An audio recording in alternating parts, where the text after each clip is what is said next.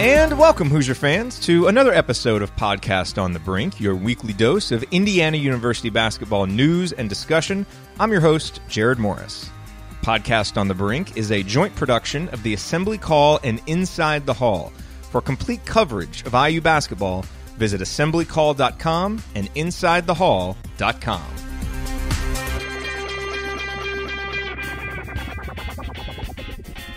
On this week's edition of Podcast on the Brink, we continue our series talking about the other Big Ten teams. We talked about Michigan State, and now we go with another team expected to be near the top of the Big Ten Conference. That is the Minnesota Golden Gophers, and we speak about them with Marcus Fuller of the Star Tribune in Minneapolis. And he gives us a lot of insight about the Gophers, about the expectations for this year, and about what they need to do to reach those lofty expectations. And he also provides a scouting report of new Hoosier, Race Thompson, who's from Minnesota, that will get you excited about the newest Hoosier. All of that coming up on this week's edition of Podcast on the Brink.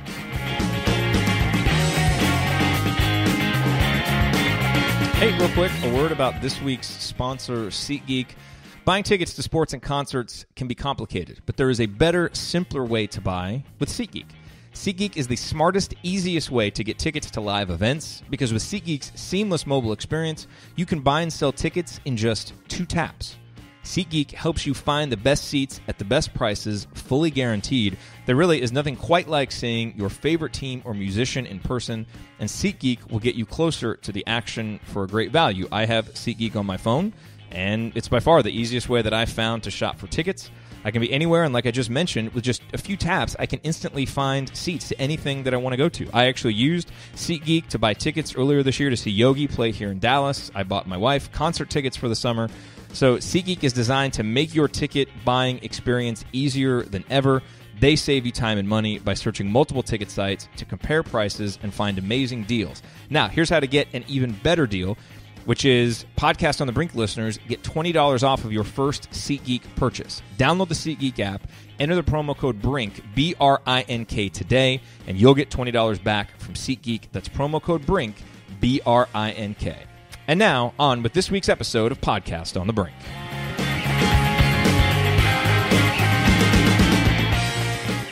All right, joining us on this week's edition of Podcast on the Brink is Marcus Fuller, who covers the Minnesota Golden Gophers for the Star Tribune.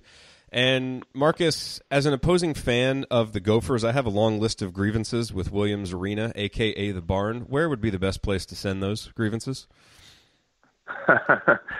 Well, you can send them to me. I'll make sure that I tell the AD and Coach Pitino.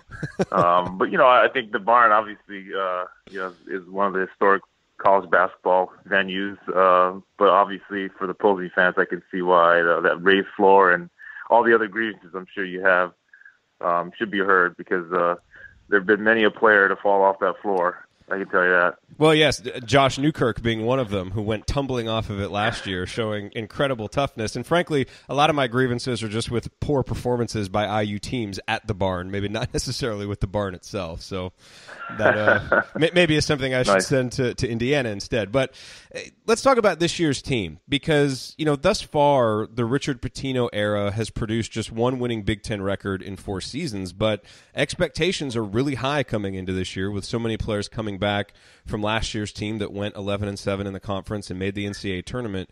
What are the expectations in Minneapolis for this year's Gophers, and how much pressure is on Richard Pitino to achieve them?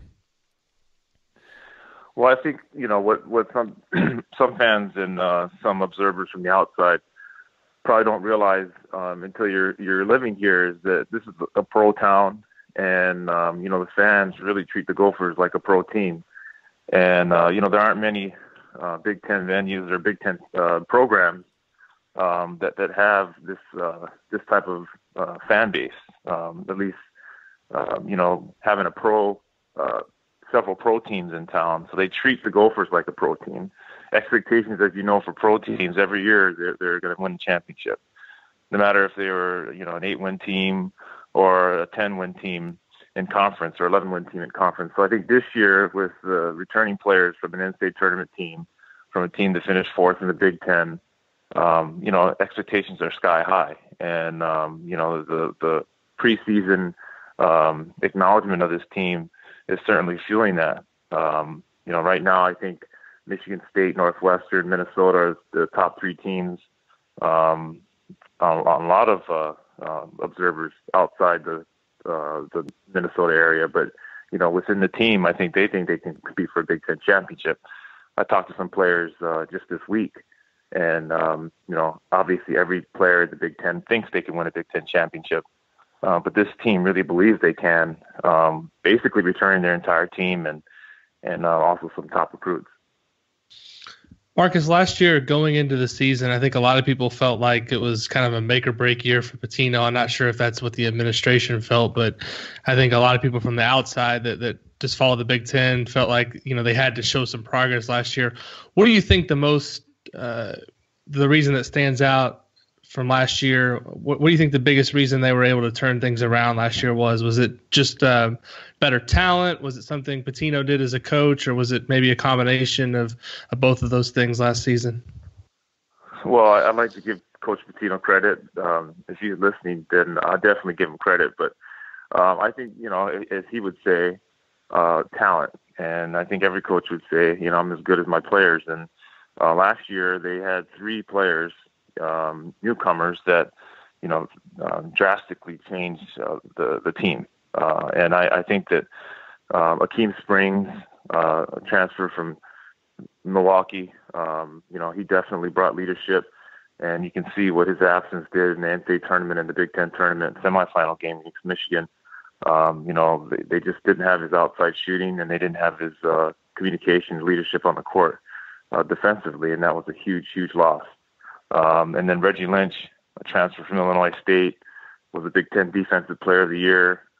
He led the Big Ten in blocks. He set a Gopher record for blocks in a single season, and blocks and nearly set the Gopher record for blocks in a game with 11 versus Penn State. And then Amir Coffey, who I think has a chance to be the best NBA prospect they have this year, was a freshman, all-freshman team, had 30 points in a game versus St. John's, and was the second leading scorer on the team. So, I can't remember a time when they had three players, newcomers, that made that much of an impact in 1 year. When you look at the team this year, what's the biggest difference that Minnesota and Big Ten fans are going to see from this team this season as compared to last season? Is there something you're expecting to be a lot different, or is it just going to be, the same guys, just a year older, more mature, and more ready to win? Because I know one of the things a lot of coaches talk about is when you're kind of rebuilding, you have to instill the culture. You got to teach guys how to win. I think, right. Minnesota probably established that baseline last year. So now does it feel like they're ready to win at a higher level? Well, you would hope so. I think that they kind of went through their highs and lows last year. The highs of highs and the lows of lows, right? I think they had high expectations after a decent non-conference. They lost 5 straight games in conference. A lot of people thought, okay, this is the end for Pitino, and, it was all fool's gold in the beginning, and, this team wasn't ready for the Big Ten. And, all of a sudden they win 8 straight to end the Big Ten season. So I think last year they kind of figured out how to win consistently. And, this year, I think the difference is, how do you deal with success? But last year they pretty much were told by everybody they were going to be worse teams in the Big Ten. So I think that they carried that underdog mentality throughout the whole season. And the 5 straight losses just fueled that. But if you look at this year, everybody expects them to be one of the Big Ten contenders. And then, obviously everyone's going to have the target on them. So how they deal with success is going to be a huge difference.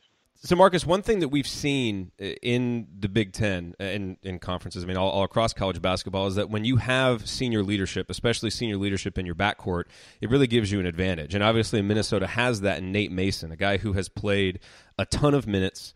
But I found it interesting, looking at some of the advanced metrics, from last year, going from his sophomore year to his junior year. A lot of his advanced metrics didn't really improve that much. A few of them even took a step back. And, I'm wondering, how good is Nate Mason, and how important is him taking another step in his development to this Minnesota team fulfilling the lofty preseason expectations? Right. I'm not a huge fan of those advanced stats, but I do think that in several cases they can be useful. I'm not sure what stats specifically you're referring to, but I do think that his consistency is one of the big reasons why a lot of people maybe not consider him the best point guard in the Big Ten. I think Bryant McIntosh from Northwestern tends to get the nod. Even though Nate Mason was a first-team All-Big Ten player, and Northwestern or Minnesota outperformed Northwestern last year, I think Nate Mason's inconsistency has caused some of that. I think he can be a little erratic at times. He's a great offensive player, but I think he can facilitate a little bit more. And obviously, last year there was so much on his shoulders as far as leading that team. At the point guard position, they really didn't have anyone else to back him up. And I think this year with Isaiah Washington, a freshman from New York, that'll take a lot of pressure off of him.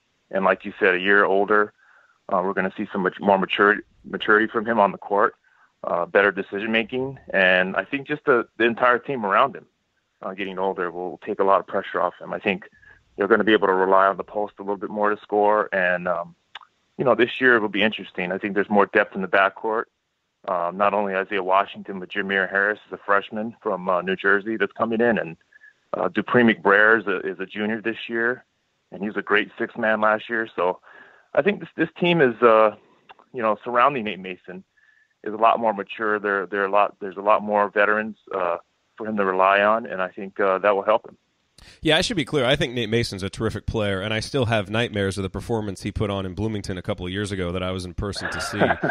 Just some of the numbers I was mentioning. The 2-point field goal percentage dropped. His assist rate ticked down a little bit. Turnover rate up. A lot of times you see guys from that sophomore to junior year take a bigger leap, and knowing how good I think he is, I was actually just surprised to see that the numbers didn't reflect it. But I figured the answer would be something like what you said, that maybe the improvements weren't necessarily reflected in the numbers, and maybe like a lot of guys, he just has to get more consistent. And so we'll see if he can. You mentioned Amir Coffey earlier, and he's obviously one of the biggest recruits that Minnesota has gotten in a long time. How good can he be as soon as this year, and do you think this is possibly his last year at Minnesota? I'm one of those guys that I'm kind of anti one and done. I think that guys should be able to come out of high school or stay 2 years in college if you do come to college. And so, seeing a guy, even though he wasn't ready last year to go one and done, seeing guys like Miles Bridges come back, who was ready, but Amir Coffey obviously wasn't ready. And then, so I think this year, the maturity that he has just after 1 year, physically, mentally. I don't think last year, Amir is one of those guys that he doesn't like to rock the boat. He has all the talent in the world, but he doesn't want to, he doesn't want all the attention on him as a young player. So I think he has to mature as far as a leader, kind of take control type of player. You saw it at times last year. I mean, St. John's game, he had 30 points, but I think he had 19 in the second half. He's a second half player. He likes to kind of feel out the game and let the game come to him. And I think what the coaches have tried to tell him, and his father, Richard Coffey, a former NBA player and a Gopher, you've got to take control from the beginning. You're one of the better players, if not the best player on the team. So I think that aggressive mentality is something that he's worked on, and he's definitely has the confidence to do that this year. But again, this is a team that returns everyone from last year. Not only do we expect Amir Coffey to be better, but Jordan Murphy has taken great strides this offseason with his jump shot. Reggie Lynch is working on his offensive game, and then again you have a recruit like Isaiah Washington coming in, and then also some pretty good role players like Dupree McBrayer and some other pieces. So I think Amir, you'll see similar numbers to last year, but I think you'll see him be more efficient, 3-point shooting, rebounding. I think his turnover numbers should go down a little bit. So I just think we're going to see more efficiency from him. And, we'll see that more of a take control type of player from the beginning of the game and not the end. Marcus, I'm not sure how closely you follow what we run on our site, but every offseason we do a list of the top 25 Big Ten players. We're heading into the next season. We do it in conjunction with Dylan Burkhardt, who runs umhoops.com. And one of the players that we had the toughest time with this year kind of projecting in our list, and we did include him, I think it was somewhere in the 21 to 25 range, was Reggie Lynch. And I think the issue we had with trying to place him on the list was he's such a great defensive player, but offensively he's limited. Do you think he's going to be the similar player to what he was last year, or do you see him being a bigger part of the offense this year, or do you see him just maybe kind of staying in that shot blocking defensive presence role? Well, he's an older player. This will be his 5th year. He's about 24 years old. And, when I see those players, a lot of times I feel like, they are who they are. I think that he is definitely one of the best, if not the best shot blocker in the country. And, sometimes people just take that for granted, like, hey, Reggie's going to block 3 or 4 shots a game, but, that's it. But just to have that presence alone on your team, record-setting shot blocker changes everything. And so even if he is the same player as he was last year that gets you about 8 or 9 points a game, and 4 blocks, I mean, that's incredible, and that'll change this team, and that'll take them far. So I think a big part for him is not just offensively, but he just needs to stay on the court. Last year, there was a stretch where he had, I want to say 5 out of 6 games to start the Big Ten where he fouled out, and that's just ridiculous, especially for an older player. And, he's sort of like an Isaac Haas type of player where if you put in the 40-minute numbers, they're through the roof, but how long can he play? Can he play, in the high 20-minute range, even 30 minutes at a time? That's a big question. And I don't think it's a matter of conditioning. It's just a matter of foul trouble. So if he can be more consistent with limiting his fouls, I think you're going to see a player that's not only just, like I said, one of the best, if not the best shot blocker in the country. You're going to see his offensive numbers raise as well. Because what happens is, when he picks up those fouls, he gets real tentative. And I think that even offensively, he's just not the same player. So I think this year, again, if he limits his fouls, you'll see his offensive numbers increase. And, like any player, he's worked on some things in the offseason. And I just think he'll be more efficient this year. He's not going to be a great scorer for you, but he can get up above double figures in scoring if he just stays on the court a little bit longer. Race Thompson is another guy I wanted to ask you about because you're obviously familiar with him being up in Minnesota. The plan is for him to, obviously he's enrolled at IU now and he's going to redshirt. Right. The plan is for him to redshirt next season. Just projecting what you know of him, what you've seen of him, when he gets into a Big Ten strength and conditioning program and has that chance to redshirt, what kind of player do you envision him being at the Big Ten level? Well, I can tell you that Gopher fans are really, really upset about losing Race Thompson. Not only is he an incredible talent, but he's the son of the great Daryl Thompson, who's the all-time leading rusher in Gopher football history. And Daryl has been such an amazing presence here in the Twin Cities, not only during his playing days, where he's from Minnesota, went to Rochester and was a great high school player. But even after his playing days with the Packers and in the NFL, he's been back here. He's been an amazing presence, not only for the Gophers as a radio guy, but also in the community.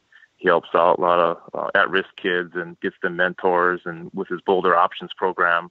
So seeing a Thompson leave the Twin Cities was tough.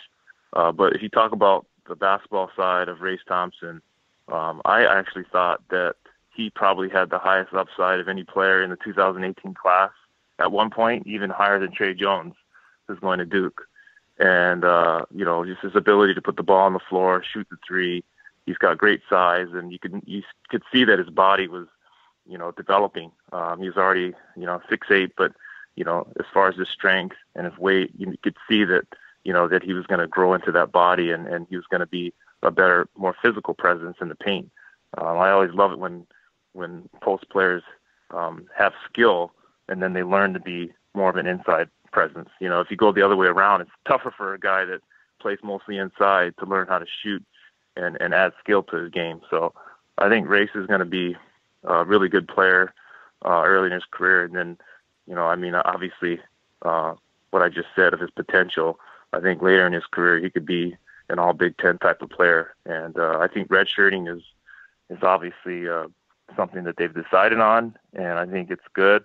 But I do think that he's capable of helping them this year if they needed it. But it just seems like redshirt is obviously the best option for him right now. Well, you just got all of our audience excited with that scouting report.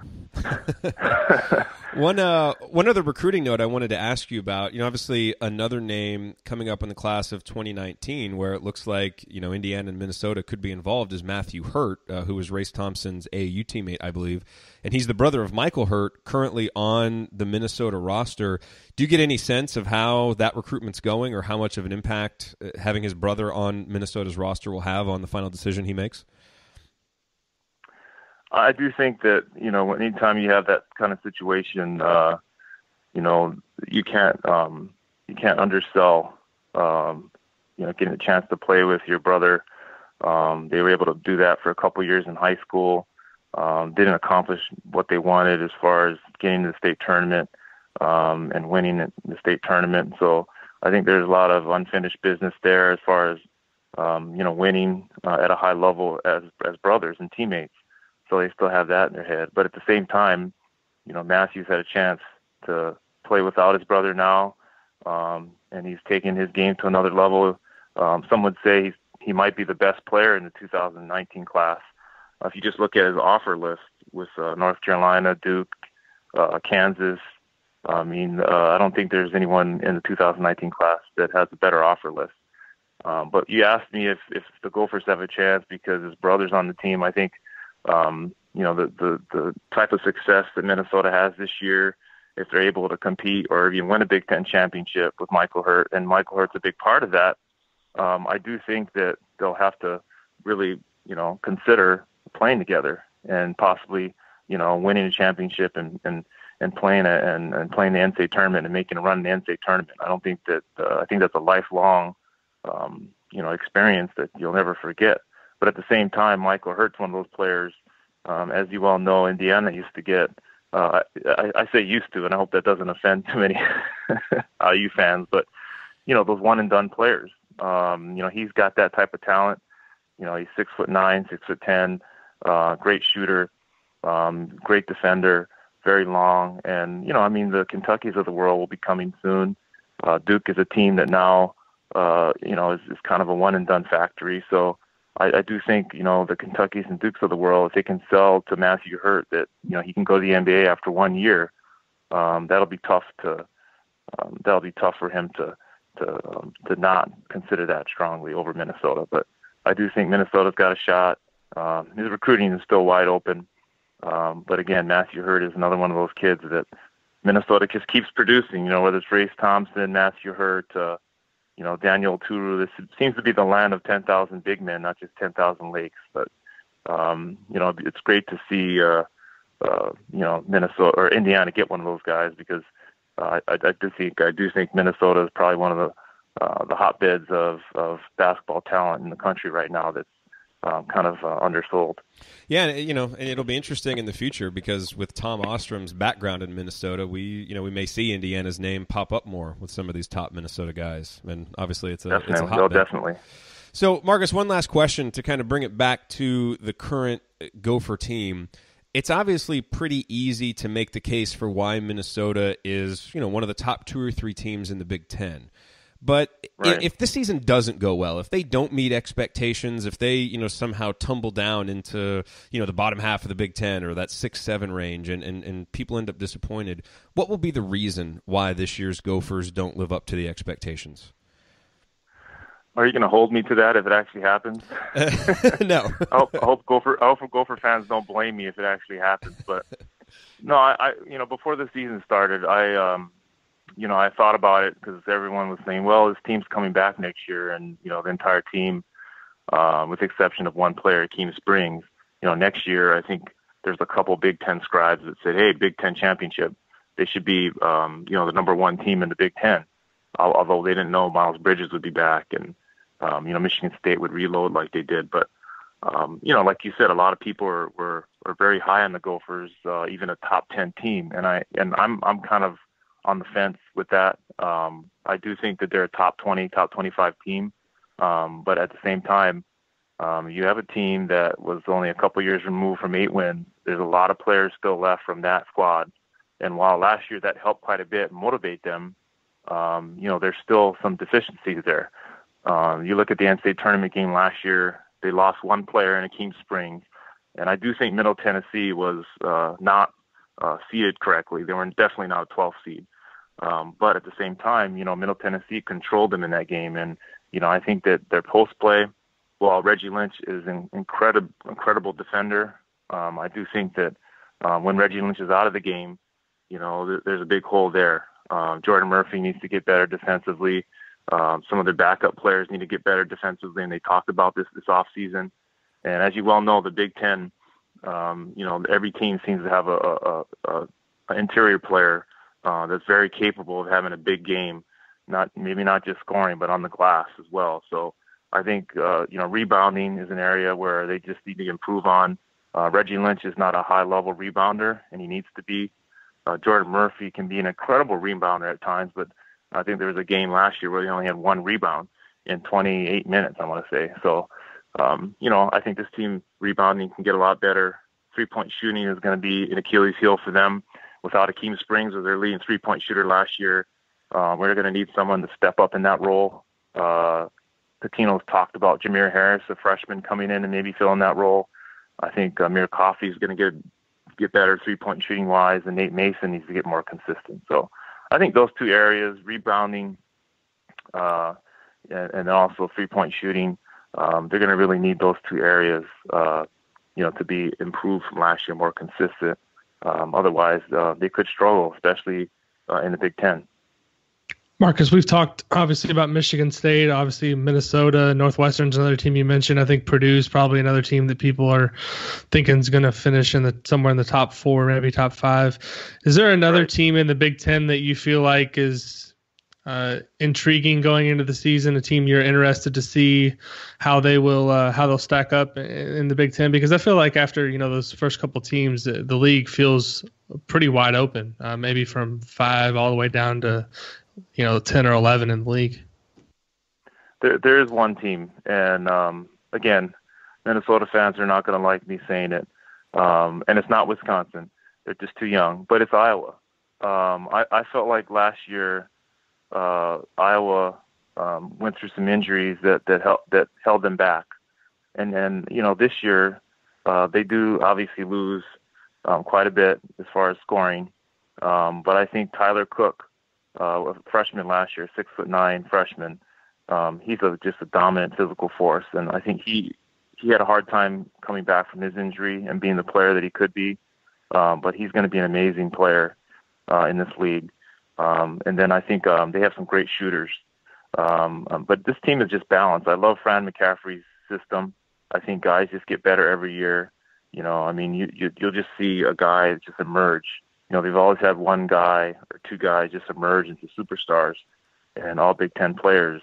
It seems like every year. And, I think Tyler Cook is going to be one of those guys. I just really like their balance. I think they have a lot of depth inside.